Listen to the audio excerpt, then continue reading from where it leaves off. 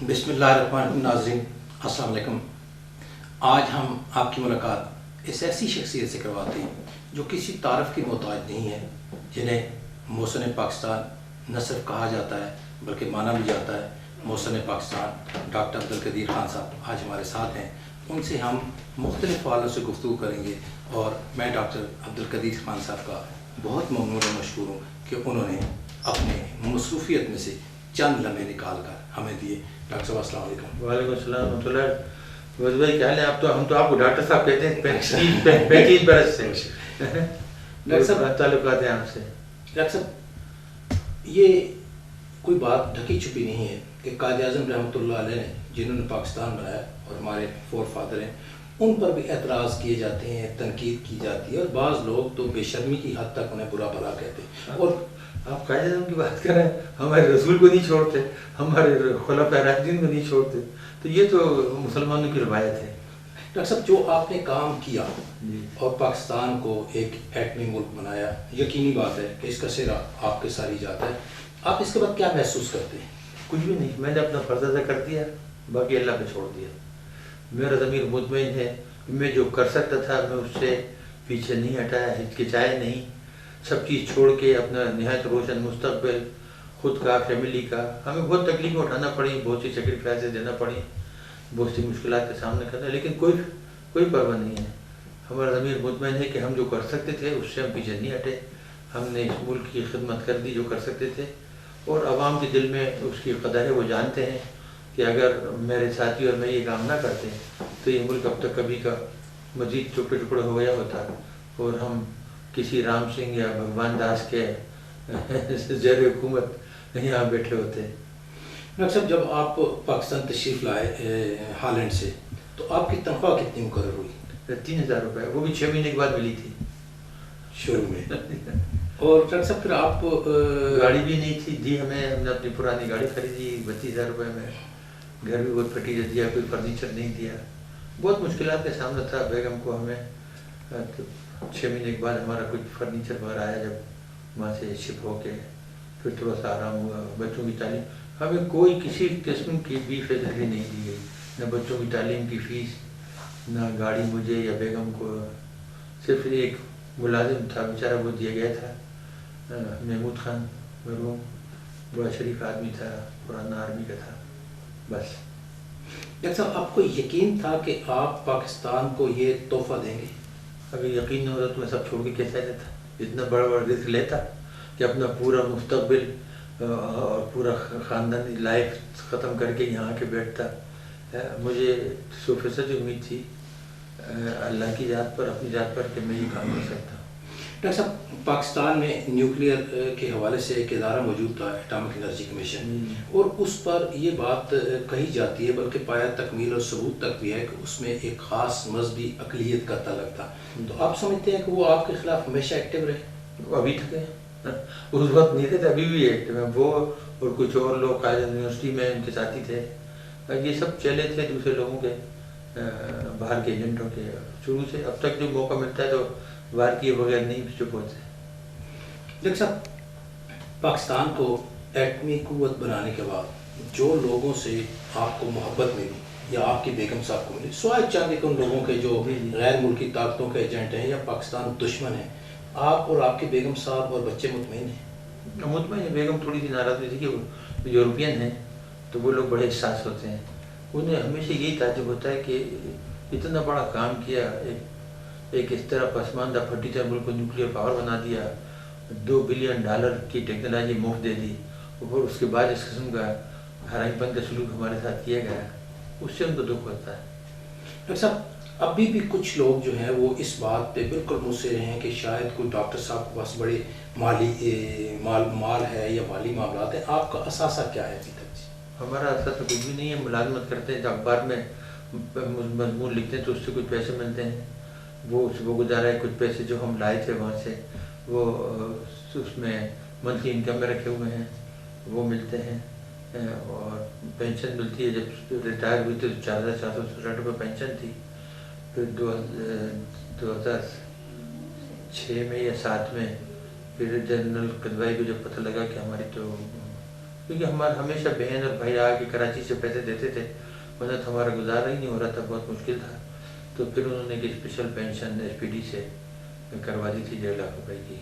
تو اس مہنگائی کے اندر تو آپ کو پتہ ہی ہے کہ اتنا بڑا گھر. یہ گھر آپ نے کتنے میں خریدا تھا؟ میں نے بنایا تھا خود، میں جب آیا تھا تو میں نے یہ زمین 1.5 لاکھ روپے ملی تھی.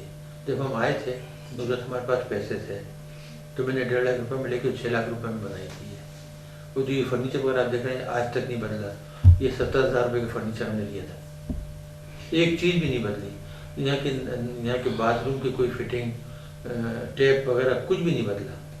ڈاکٹر صاحب، جناب پرویز مشرف کے جو مصاحب تھے جنہوں نے کچھ لوگوں کا کھیل کھیلا، ان کو آپ کی جب تحقیقات سالوں پہ کی اور آپ کے اکاؤنٹس میں یا کہیں پیسے نہیں ملے تو انہوں نے آپ سے کوئی معذرت کی اور شرم کا احساس کیا؟ بڑی بےغیرت قوم ہے، یہ قوم سے معافی نہیں مانگی. انہوں نے وہاں سے شکست کھا کے آئے تھے اور لاتے جوتے کھا کے پیچھے سے ان کی کمر پہ ہندوؤں نے ڈنڈے مارے تھے، لاتیں ماری تھیں. جب انہیں شرم نہیں آئی تو ہم سے کیا شرم آئے گی؟ یہ تو بڑی بہادر قوم ہوتی ہے ہماری مسلمان. اپنے لوگوں کو مارو، بے عزت کرو، دوسروں کو آگے لیٹ جاؤ. ڈاکٹر صاحب، ہم اب دنیا میں یورینیم کو انرچ کرنے اور ایٹمی قوت بننے میں کتنا آگے ہیں؟ نہیں، بہت آگے. جو ٹیکنالوجی ہو سکتی تھی وہ ہمارے پاس ہے، اور دنیا کے بمشکل یہ 6-7 ممالک ہیں جن کے پاس یہ ٹیکنالوجی ہے. پاکستان پہلا ملک تھا جس نے سینٹریفیوج سسٹم سے یورینیم انرچ کیا؟ نہیں، یہ ٹیکنالوجی شروع ہوئی تھی 52-53 میں ہالینڈ، جرمنی اور انگلینڈ سے. سب سے پہلے جو 1935 میں ایک امریکن پروفیسر نے بیم نیٹ پہ کام کیا تھا، پھر جرمنی میں زپے نے کیا تھا سیکنڈ ورلڈ وار سے تھوڑا پہلے. پھر یہ کام بند ہو گیا کیونکہ بہت مشکل تھا، اتنی طاقتور مٹیریلس نہیں بن پا رہی تھیں اور اتنے اچھے وہ نہیں تھے انورٹرس وغیرہ کنٹرول کرنے کے لیے. پھر 52-53 میں ہالینڈ نے یہ کام شروع کیا، اور اس کے بعد انہوں نے جرمنوں سے کہا کہ آپ بھی اس پہ کام کریں. انہوں نے کام کیا. پھر انگلینڈ والے بھی کام کر رہے تھے اس پر. تو تینوں ملکوں نے مل کر پھر 63 میں ایک کنسورٹیم بنائی کہ ہم اکیلے یہ کام نہیں کر سکتے. تینوں ممالک کے سینکڑوں سائنٹسٹ اور انجینئر نے مل کر یہ کام کیا، اور پہلا پلانٹ 72 میں ہالینڈ میں لگا، ایک پائلٹ پلانٹ. اس وقت تک اس پہ سینکڑوں انجینئرس کام کر چکے تھے اور سائنٹسٹ، اور $2 ارب سے زیادہ خرچ ہوئے تھے. جب وہ پلانٹ کمیشن ہوا تو میں اس وقت وہاں تھا، تو اس کی وجہ سے مجھے کافی پریکٹیکل ایکسپیرینس تھا. ہوں تو میں بیسیکلی میٹلرجسٹ، لیکن ہمارے یہاں باہر جرمنی میں، ہالینڈ وغیرہ میں فزیکل میٹلرجی میں بہت فزکس کی تعلیم دی جاتی ہے. تو بہت وائڈ میری بیک گراؤنڈ تھی اور میرے لیے آسان تھی اس چیز سمجھنا. تو میں نے بہت، لیکن کسی نے ویپنس کے لیے کبھی یہ ٹیکنالوجی استعمال نہیں کی. کوئی 3% سے آگے نہیں گیا. ہم نے یہ پہلی مرتبہ پاکستان میں اس کو 95% تک لے کر گئے اس ٹیکنالوجی سے. پاکستان پہلا ملک تھا جس نے اس میں بریک تھرو کیا اور یہ کام کر کے دکھایا. اچھا، ضیاء الحق، ذوالفقار علی بھٹو، غلام اسحاق خان، اگر ان کو آپ کمپیریزن کریں تو کس حکمران نے زیادہ آپ کی مدد کی یا فری ہینڈ؟ دیکھیے، سب سے زیادہ تو غلام اسحاق صاحب نے، ایک طریقے سے وہ فادر تھے، پورے فادر فگر. پروگرام بھٹو صاحب نے شروع کیا، میرے کہنے پہ انہوں نے مان لیا. میں باہر تھا، ایک ینگ سائنٹسٹ تھا، میں نے خط لکھا، پتہ نہیں کتنے لوگ خطوط لکھتے ہوں گے، اور میں تو کوئی پروفیسر سلام کی طرح مشہور نہیں تھا. تو لیکن پھر بھی انہوں نے مجھے میری بات پر یقین کیا. جب میں آیا ان سے ملاقات کی تو انہوں نے میری بات پر یقین کیا اور پھر مجھے روک لیا. ان کی درخواست پر ہم روکے. ہم تو چھٹی پر آئے ہوئے تھے. اور یہ جو جھوٹا الزام ہے کہ جی ڈرائنگ لائے تھے، یہ لائے تھے، سب جھوٹ ہے، بکواس. یعنی اپنی لوگوں پہ الزام لگانا. مشرف نے بھی اپنی کتاب میں مجھ پر یہ الزام لگایا. نہایت کمینہ کمزور شخص ہے، اس کے کی باتیں کرنے کی، اپنے ایک محسن کے اوپر الزام لگانا. ہم تو چھٹی پر آئے تھے، ہمیں کیا کوئی ڈرائنگ لے کر آئے تھے؟ ہم تو ایک سوٹ کیس لے کر آئے تھے، بچیاں تھیں، ہم تھے، اور بہن کے پاس آئے تھے ٹھہرنے ملنے. تو بھٹو صاحب نے ضد کی کہ ایک دم ٹھہر جائیں، مت جائیں. انہیں یہ ڈر تھا کہ اگر میں واپس چل گیا پھر نہیں آؤں گا. ممکن ہے کہ میں نہیں بھی آتا اگر وہاں بیگم پر ضد کرتے نا. تو پھر بس ہم رک گئے. میں نے بیگم سے کہا، انہوں نے کہا ٹھیک ہے، اگر ملک کی خاطر تم کچھ کام کر سکتے ہو تو کرو. ہم رک جاتے. ڈاکٹر صاحب، ایٹامک انرجی کمیشن جو پاکستان میں نیوکلیئر کا یا ایٹمی ٹیکنالوجی کے لیے ادارہ تھا اور اربوں روپے ان کو خرچ ہوئے، وہ آپ کی جاسوسی بھی کرتے رہے ڈاکٹر منیر احمد خان دوسرے امریکنس کو؟ وہ ڈاکٹر مکٹا نہیں تھا، وہ اول درجے کا براٹ تھا. ڈاکٹر کہاں سے تھا؟ وہ لاہور کا لنڈا بازار کا بھی انجینئر تھا، الیکٹریکل. اس کے بعد امریکہ سے نارتھ کیرولائنا اسٹیٹ پولی ٹیکنک سے اس نے 9 مہینے کا ڈپلومہ لیا تھا. اس کے بعد ایک وہ جو ہوتا ہے نا ریکارڈ جس سے کہتے ہیں ریکارڈ کیپر, وہ IAEA میں ملازمت ہو گیا تھا. اس نے پاکستان بڑا ملک تھا اور نیا IAEA بنا تھا, تو اس کو اٹھا کے ایک چھوٹی سی جگہ مل گئی تھی. تو وہاں چڑھتے 12-13 سال کام کیے تھے. تو وہ بن گیا تھا ڈائریکٹر اپنے ڈپارٹمنٹ کا. تو وہاں تو خالی ریکارڈ رکھا جاتا ہے کہ آپ نیوکلیئر وہ تو نہیں بن جاتے ایکسپرٹ. آپ F-16 چلاتے ہیں تو آپ 16 کے ماہر تو نہیں بن جاتے. یہ ڈرائیور مرسیڈیز چلاتا ہے تو جی وہ مرسیڈیز کا انوینٹر ہو گیا. تو یہ اس طرح کی باتیں جھوٹ بولا تھا. بھٹو صاحب کو بھی جھوٹ, ڈاکٹر سب کہتے تھے. ڈاکٹر ماسٹر کہاں گئے تھے؟ جب میں نے یہی بات بھٹو صاحب کو بتائی تو پھر وہ بہت ناراض ہوئے تھے کہ انہیں دھوکہ دیا گیا. ڈاکٹر صاحب, پاکستان کا انریچمنٹ پلانٹ جو کوٹا میں, آپ سمجھتے ہیں کہ اس کے لیے اب آپ نے کیسی بنیاد رکھ دی ہے کہ سائنٹسٹ مزید وہاں تیار ہوتے رہیں گے جو انریچمنٹ کریں گے, اس کو وہاں ڈمپ نہیں ہوگا اور جدید ترقی کے ساتھ آگے بڑھتا ہے؟ میرا کوئی تعلق نہیں ہے. جس دن سے میں نے چھوڑا نا, میں نہ کبھی گیا ادھر, 1 یا 2 مرتبہ گیا تھا. شروع میں کوئی فنکشن ہوئے تھے, اس کے بعد میں کبھی گیا ہی نہیں. نہ ہی کبھی میں نے کسی سے پوچھا کہ کیا ہوتا ہے. اور میرے لیے وہ چیپٹر بند ہو گیا. جو ٹیکنالوجی نیوکلیئر ٹیکنالوجی کا تھا وہ بس بند میرے لیے. جب میں نے 2001 میں وہاں سے ریٹائر ہوا تو میں نے کبھی نہیں پوچھا. لیکن یہ تھا کہ ہماری جو ٹیم تھی وہ بہت کمپیٹنٹ تھی. جو میرے ساتھی تھے وہ تھے, ہم نے سب نے مل کے بہت اچھا کام کیا تھا. ایسی ٹیم کا دوبارہ بنانا بڑا مشکل ہے. ڈاکٹر صاحب, آپ نے جو ٹیم بنائی اس کے کچھ لوگ ابھی بھی زیر تاب ہیں. آپ نہیں سمجھتے کہ بڑی زیادتی کی بات ہے؟ وہ تو ہے نا, جو ملک کے غدار ہوں وہ تو ہیرو ہوتے ہیں یہاں, اور جو محسن ہوتے ہیں وہ غداری ہوتے ہیں ہمیشہ. ہمارے یہاں تو رواج ہے, موسیٰ بن نصیر کا کیا اثر ہوا, طارق بن زیاد کا کیا اثر ہوا, حضرت خالد بن ولید کا کیا اثر ہوا, قتیبہ بن مسلم کا کیا اثر ہوا, محمد بن قاسم کا کیا اثر ہوا. تو یہ تو ہمارے یہاں اسلامی تاریخ بھری پڑی ہے ایسی چیزوں سے. ڈاکٹر صاحب, ایک موقع آیا تھا ضیاء الحق صاحب کے زمانے میں جو آپ نے ذکر کیا تھا, جب آپ کو ڈاکٹر ضیاء الحق صاحب نے کہا تھا کہ آپ میزائل ٹیکنالوجی پہ چلے جائیں اور میزائل کا انتظام شروع کریں. آپ نے یہ کام تو مکمل کر لیا, تو آپ کو محسوس ہوا تھا کہ شاید ضیاء الحق نیوکلیئر سے ہٹ کے کہیں اور جانا چاہتے ہیں؟ نہیں, اس کو پتہ تھا کہ ہم تقریباً اس قابل ہوں گے کہ انشاءاللہ بہت جلد نیوکلیئر ویپن بنا لیں گے. اور ضیاء الحق نے نہیں کہا تھا. ایکچولی یہ بات میں نے کہی تھی. ہمارے چائنا سے اچھے دوستی تھی, وہ پاکستان کے بڑے اچھے دوست ہے. تو میں نے ایک مرتبہ چائنیز منسٹر سے بات کی کہ آپ کی میزائل ٹیکنالوجی بڑی اچھی ہے, اگر ہمیں تھوڑی سی مدد کرتے ہیں, ہم چند دن میں ویپن بنا لیں گے تو ڈیلیوری کے لیے سہولت ہو جائے گی, بڑا ٹائم سیو ہو جائے گا. تو انہوں نے کہا جی ٹھیک ہے, ہم مدد کر سکتے ہیں آپ کی. کیونکہ یہ تو ایسی فیلڈ نہیں تھی جس کو کوئی پابندی ہو, یا وہ تھا اس زمانے میں. تو انہوں نے کہا جی ٹھیک ہے, لیکن اس کو جنرل عارف نے سبوتاژ کر دیا. اور کہا نہیں آپ اس کا چکر میں پڑیں اور یہ وہ, آپ جو کام کر رہے ہیں اسی میں لگے رہیں. ڈاکٹر صاحب, یہ بات بھی درست ہے کہ پاکستان کے ایٹم بم بنانے کے جو اصل ڈھانچہ تھا اس کی ڈرائنگز KM عارف کو دی گئی تھی, اور وہ جب ہم دھماکہ کرنے لگے تو غائب پائی گئی اور بہت مشکل سے. یہ تھوڑا سا آپ صحیح نہیں بتا رہے. وہ یہ تھا کہ جب ہم نے 84 میں نے جنرل ضیاء کو خط لکھا, جو ریکارڈ پر موجود ہے کہ جی اب ہم 1 ہفتے کے نوٹس پیٹ میں دھماکہ کر سکتے ہیں. تو جنرل ضیاء نے ہم سے کہا کہ جی آپ ایسا کیجئے کہ کبھی حملہ ہو سکتا ہے, کہتے ہیں تو ڈرائنگوں کا سیٹ, سائنٹیفک ڈرائنگ کا اور ویپنس کا GHQ میں رکھا جائے, DGMO کے پاس. وہ ہم نے رکھا دیا تھا. جب عارف کو پتہ لگا کہ جی یہ تو نے بنا لیا, آ کے دیکھا, کیونکہ بورڈ کا ممبر تھا وہ, اس نے جب دیکھا کہ انہوں نے بنا لیا, یہ خط بھی پہنچ گیا ضیاء الحق کے پاس, تو اس کو تو ایسا دھچکا لگا. وہ تو منیر کا بڑا دوست تھا, دونوں کا قضائی تھے, کہ جی یہ تو شہرت جو ہے کریڈٹ اس کے ہاتھ سے چلی گئی. تو اس نے فوری وہاں سے DGMO سے نکال کے تو اس کو دے دیے. یہ میاں وحید نے لکھا, میاں وحید کی کتاب آئی نا صحیح, میاں عبدالوحید ایمبیسڈر جو کے پاس کرن تھے, انہوں نے کہا جنرل ضیاء نے اس کو بتایا, جنرل وحید کو, کہ جی وحید نے بتایا کہ بڑے غصے میں تھے وہ, کہ اس نے بغیر بتائے, عارف نے ان سے پوچھے بغیر وہ DGMO سے ڈرائنگ نکال کے پورا سیٹ منیر کو دے دیا کہ جلدی ڈپلیکیٹ کر لو.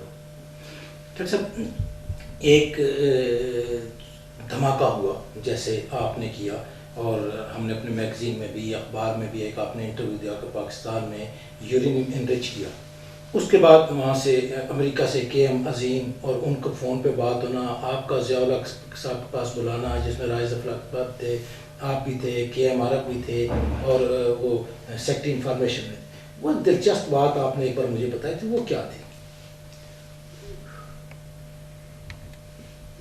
وہ جو جب اخبار میں صبح خبر چھپی تو پھر آپ کو طلب کیا گیا ضیاء الحق نے، اور کون سی خبر چھپی؟ یہ کہ پاکستان نے یورینیم انرچ کر دیا. اچھا ہاں وہ تو وہ تھا ایکچولی امریکہ کو تو یہ تصور بھی نہیں تھا، امریکہ تو پوری دنیا کو کہ کوئی یہ کام نہیں کر سکتا تھا، تو وہاں تھلکا مچ گیا. میرے خیال سے وہ تھے لیفٹیننٹ جنرل مجید تھے وہ تھے انفارمیشن کے، اور وہاں پہ لیفٹیننٹ جنرل تھے کوئی ایمبیسڈر امریکہ میں، کے ایم عظیم، ہاں تو راشد قریشی کے سسر، وہ راشد قریشی کے سسر وہ تھے وغیرہ. تو وہ اس لیے تھا ایک تو یہ کہ انہیں یہ گھبراہٹ تھی کہ یہ بیان کیوں دے دیا. وہ میں نے اس کو دیا تھا طارق بھارتی کو نوائے وقت کے، اور اس کے بعد ان کا یہ امریکہ کو ایڈ بند کر دے گا، یہ کر دیں گے، لیکن امریکہ سے چکر پڑتا. انہوں نے یہ سوچا کہ یہ گپ مارے پاکستان کے جھوٹ بولنے ماہر ہیں، یہ اگر چڑیا مارتے تو کہتے میں نے شیر مارا. آپ نے یہ بھی کہا تھا میں بریف کیس لے کے مجھے ملک سے باہر جانے دو. میں نے یہ کہا تھا کہ اگر آپ گڑبڑ کرتے ہیں تو میرا کیا رکھا ہے، میں باہر چلے جاؤں گا کہیں بھی. اگر پی ایچ ڈی کر کے اتنے سال کی ملازمت کر کے اتنی ایکسپرٹیز کے بعد اگر میں ایک بیوی دو بچوں کو نہیں پال سکوں تو پھر میں جہنم کے لیے گٹر کے لیے مفید ہوں. ڈاکٹر صاحب آپ نے غیر ممالک سے بھی مختلف طریقوں سے یورینیم خاصی تعداد میں اپنے پلانٹ کے لیے جمع کی، کیا پاکستان میں ملنے والی یورینیم بھی اس کام کی ہے کہ اس کو ہم نے حاصل نہیں کی. اس طرح وہ پاکستان جو بغل چور وغیرہ نکلتا ہے نا وہی ریفائن ہوتا ہے. یہ وہ ہم نے شروع میں جب ہمارا کام چل رہا تھا اور یہ نہیں بنا پا رہے تھے، بڑی مصیبت آ رہی تھی ہماری سینٹری، ہم ٹیسٹ نہیں کر پا رہے تھے، اس وقت میں نے کچھ چائنا سے ریکویسٹ کی تھی، انہوں نے ہمیں دے دی تھی. ڈاکٹر صاحب صرف ٹیسٹنگ کے لیے تھوڑی سی کوانٹٹی، اور اس پہ کوئی پابندی نہیں تھی، وہ تو نیچرل گیس تھی. ڈاکٹر صاحب آپ کے بارے میں بعض لوگ الزام لگاتے ہیں کہ آپ نے کوئی بہت بڑا کچھ سینکڑوں کمروں کا اور بہت 5 اسٹار ہوٹل افریقہ میں اور ٹمبکٹو میں بنا کے رکھا ہے. وہ تو میں نے کہیں پتہ کہا کہ جس کو جو چاہے لے لے، مجھ سے خط لکھوا لے اور پاور پٹانی لے لے. وہ یہ تھا کہ جب ہم گئے دیکھیے ٹمبکٹو ایک بہت ہسٹوریکل پلیس ہے ہمارے لیے، اور ہم نے یورپ میں ہم 15 برس رہے، پورا یورپ دیکھا، امریکہ دیکھا، کینیڈا دیکھا، چائنا دیکھا، جاپان دیکھا، تھائی لینڈ دیکھا، کون سا ملک تھا، رشیا دیکھا تھا، ازبکستان دیکھا، تمام ممالک ہم نے دیکھے ہوئے ہیں. تو ہماری بڑی خواہش تھی، اسلامی تہذیب ثقافت سے میری ویسے بھی بہت ہمیشہ سے لگن ہے کہ ٹمبکٹو چلیں. بچپن سے میری 2 چیزوں کی بڑی خواہش تھی، ایک ٹمبکٹو اور ایک لہٰذا میں نے دیکھ لیا تھا. ہمیں چاہنے گئے تو ہم نے ان سے ریکویسٹ کی ہمیں لہٰذا دکھا دیں، ان کو منسٹر میں لے کے گیا، تو بڑی اچھی وزٹ تھی، ابھی تک یاد ہے. اس کے بعد ٹمبکٹو کا ہم نے ایک دن پروگرام بنایا، تو ہم کچھ ہمارے یہاں کے ساتھی تھے 4-5، اور پھر ہم نے لندن میں ہوتے ہمارے بہت پیارے دوست چارٹر اکاؤنٹنٹ ہیں، وہ تھے. ہمارا دوست ہالینڈ سے تھا ہینک، وہ بھی بڑا ایڈونچرس ہے، وہ تھا. اور دبئی سے تھا ہمارا دوست طاہر. تو اس طریقے سے ہم 6-7 جنرل چوہان تھے، اور میں تھا، برگیڈیئر سجاول تھے، ہم 3-4 لوگوں کے 7-8 لوگ وہاں گئے. تو ہم نے دیکھا کہ بڑی غربت تھی، سب مسلمان بیچارے، لیکن بے حد غربت میں، کوئی ریسٹورینٹ نہیں، کوئی ہوٹل نہیں ٹھیک سے، ٹورسٹ نہیں. ایسا کہ حالانکہ ہسٹوریکل پلیس ہے، 1200 سال پرانی مساجد ہیں وہاں، اور اسلامک کلچر ہے. تو ہم نے اس سے پوچھا، وہ جو ہمارا گائیڈ تھا بڑا اچھا آدمی لڑکا تھا، عبدالرحمٰن، میں نے پوچھا کہ یہاں زمین کتنے کی ملتی ہے. ہم نے آپس میں بات کی کہ ہمیں اس کی مدد کرنا چاہیے. تو اس نے کہا جی کہ $2000 میں 70 میٹر بائی 35 میٹر کی جگہ مل جاتی ہے. تو ہمارے ہینک دوست نے کہا کہ 2 پلاٹ مل جائیں گے ساتھ ساتھ. تو اس نے کہا میں ابھی دکھا دیتا ہوں. تو سڑک کے قریب ہی ایئرپورٹ سے آتے میں، بڑی اچھی جگہ، وہ 2 پلاٹ تھے. تو ہینک نے کہا کہ تم یہ لے لو، میں تمہیں $4000 دے دیتا ہوں. وہ زمینوں سے لے لی ہم نے، نقشہ یہاں سے بنوا کے الوی صاحب کے نقوی صاحب سے فری کا. تو ایک گیسٹ ہاؤس کا 8 کمروں کا گیسٹ ہاؤس ہے یہ. تو وہ ہم نے کہا کہ یہ بناؤ، تو وہیں مٹی سے اینٹیں بنائیں، اور اس کو وہ اتنا بنا لیا، اپنا بنانا شروع کر دیا. کنسٹرکشن ہمیں فوٹو بھیجتے رہا، دیکھتے رہے ہم، اور ہم پھر آپس میں مل گئے تو کچھ پیسے بھیجتے رہے، 2-4 ہزار $5-5 ہزار. تو ٹوٹل ہم نے 2-3 سال میں اس کو کوئی $40,000 بھیجے سب نے مل کے. 8-10 آدمیوں نے. تو وہ اس نے ماشاء اللہ 8 کمروں کا گیسٹ ہاؤس بنا لیا. اور دبئی میں دوستی میاں فاروق اللہ بخش ہے, تو وہ ان کے ایئر کنڈیشننگ کی کمپنی ہے, تو انہوں نے 10-12 ایئر کنڈیشنر بھیج دیے. ایک اور دوست ہیں ہمارے, انہوں نے وہاں فریج اور کٹلری اور کراکری کا سامان بھیج دیا. اس طرح کی چیزیں جو تھیں بہت سارے لوگوں نے تمام جن سے کہا, صدیقی صاحب نے بہت سارا سامان بھجوا دیا, ہینک نے بھجوا دیا. اس کو بیچارے کا 8 کمروں کا گیسٹ ہاؤس چل پڑا. اچھا, اور جو بن گیا اچھا تھا, وہ بیمار بھی تھا, اس کو ہارٹ کا پرابلم, ہارٹ کا نہیں, اس کا پائلس کا بھی تھا. تو ہم نے اس کو یہاں بلایا پاکستان, ہم نے یہاں کیا میں اس کا آپریشن کرایا, ٹھیک کیا. اس کو یہاں ہم نے پاکستانی کھانے وانے بنانا سکھا دیے, تو بڑا خوش ہوا. اور ہم نے اس کو بہت سارے مسالے وغیرہ ساتھ دے دیے. تو وہاں جا کے پھر اس نے وہ پاکستانی کھانوں کا بندوبست کیا, تو بڑا فیمس ہو گیا وہ. تو جو لوگ آتے تھے فارنرس وغیرہ, وہ کہیں دوسری جگہ بھی ٹھہرتے, چھوٹی چھوٹی جگہیں تھیں, تو وہ کھانے اسی کے یہاں بھی کھاتے تھے. پتہ لگا کھانا سب سے بہتر یہی ہے. تو جو وہاں اتنی خوبصورتی تھی کہ وہ جو 8 کمروں کا اپنے گیسٹ ہاؤس بنا تھا, اس کے میں نے کہا کہ سیڑھی لگا کے تو اوپر چھت پہ روم لے جاؤ. تو اس نے وہ بھی کر لیا تھا. تو شام کو وہ چھت پہ کرسیاں لگا دیتا تھا اور ایک ٹیبل, اس پر گرم پانی تھرماس میں یہ, اور آپ بیٹھے تو وہ منظر جو ہے کبھی بھول نہیں سکتے. ایسا لگتا تھا کہ سمندر بالکل آپ کے یہاں 200 گز اوپر, وہ کیا نام ہے, آسمان جو ہے نا 200 گز اوپر بالکل شہ, اور تارے سے چمکتے تھے ایسے صاف ستھرے. ایک رات ہم وہاں بیٹھے ہوئے تو دیکھا کہ سویوز ڈاک کر رہا تھا اس پہ میر اسٹیشن پہ, جن چوہانر میں. اس قدر کلیئر ہم وہاں بیٹھے رہے, 2 گھنٹے تک دیکھتے رہے کہ وہ سویوز کس طرح دھیرے دھیرے موو کر کے جا کے اس نے ڈاک کیا, کیونکہ سورج کی روشنی تو پڑ رہی تھی, تو وہ کلیئرلی ویزیبل تھا. تو وہ ہم دیکھتے رہے. تو اس طرح کی بہت تھی پرواہ غربت تھی. پھر ہم نے دھیرے دھیرے تھوڑی سی ہم نے کی, پھر بعد میں اس کو چل پڑا. تو اس نے ماشاء اللہ 2 کمرے کر کے کرتے, تو اس نے کوئی 30-32 کمرے کر لیے 6-7 سال میں, 8 سال میں. تو اس طرح وہ چل رہا تھا. لوگوں نے کہا جی کسی نے $10 ملین بنایا ہے, تو اتنا $10 ملین ہم نے کبھی زندگی میں نہیں دیکھے. تو بہرحال تو کسی نے کہا, میں جس نے کہا بھائی تم ہی لے لو. جھوٹ بولے تو ماہر کسی کی مدد کرو, جن کی اربوں کی جائیداد ہیں, وہ کھلے ہم جھوٹ بولتے ہیں اور بیٹھے ہوئے ہیں مزے اڑا رہے ہیں. تو ایک مرتبہ رحمان ملک نے بھی کہا کہ سنا دبئی میں کوئی 20 منزلہ بلڈنگ آپ کی ہے. ظفر صاحب اور میں تھے اس کے پاس. تو میں نے کاغذ کو اٹھا کے لکھ دیا کہ 20 story building supposed to be owned by me in Dubai. I hereby donate it to Mr. Rehman Malik. بس. تو جھوٹ بولنے میں تو ماہر, اگر ہم پیسے کماتے ہی کرتے, ہمارے پاس جائیداد نہیں ہوتی ہیں, ہمارے بنگلے نہیں ہوتے. دوسروں کے پاس دیکھا, ہماری گاڑی جو ہے 28 سال پرانی گاڑی ہے ہماری, جو مرسیڈیز ہم ملی تھی اس وقت 1,60,000 میں, اور ہماری جو پجیرو ہے 14 سال پرانی گاڑی ہے. تو کیا سب کو شوق نہیں ہے؟ وہ اسی سے اللہ تعالیٰ شکر. گھر کا تو ہر چور چھوٹا جو آفیسر ہوتا ہے اس کو گھر دیکھیں, ذرا جا کر ہمارا گھر دیکھیں. یہ جو فرنیچر ہم نے لیے تھا 70,000 میں, آج 78 میں وہی چل رہا ہے. بنی گالا کے گھر کا کرایہ کتنا, مطلب آپ کے 2 گھر ہیں؟ 1.5 لاکھ. وہ یہ تھا کہ ہم نے ایک پیسے سے تھوڑی سی ہم نے بنی وہاں پہ پنجابی میں کوٹے کے راستے میں ایک چھوٹا سا فارم بنایا تھا کہ کبھی جو ریٹائرمنٹ کے وہاں جایا کریں گے. تو بعد میں میری بیوی نے کہا یار کہ آنے جانا پیٹرول کہاں سے اتنا خرچ ہوگا, تو آپ مشکل ہوگا ہمارے لیے. جتنے میں ڈاکٹر پدوائی ہمارے بڑے پیارے دوست تھے, وہ اسٹیٹ انجینئرنگ کارپوریشن کے چیئرمین تھے, وہ آئے تھے. تو ذکر میں نے کہ مجھے کوئی فارم لینا چاہتا ہوں. میں نے کہا میرا فارم آپ دیکھ لیں, وہ پسند ہو تو لے لیں. تو ان کے جی کتنے کا ہوگا؟ میں نے کہا جی ٹوٹل بنا کے دیواریں یہ وہ سب فروٹ سب لگا کے ہم نے کوئی تقریباً 25 لاکھ خرچ ہوا تھا 5-6 سال میں. تو میں نے کہا اتنا ہمارا خرچ ہوا, ایک پائی بھی ہمیں زیادہ نہیں لینا. تو دوست ہیں ہمارے, انہوں نے اسی وقت 25 لاکھ مجھے دے دیے. تو ہم نے پھر وہ زمین بنی گلائی کی خریدی اور اسی پیسے سے وہ گھر بنا لیا.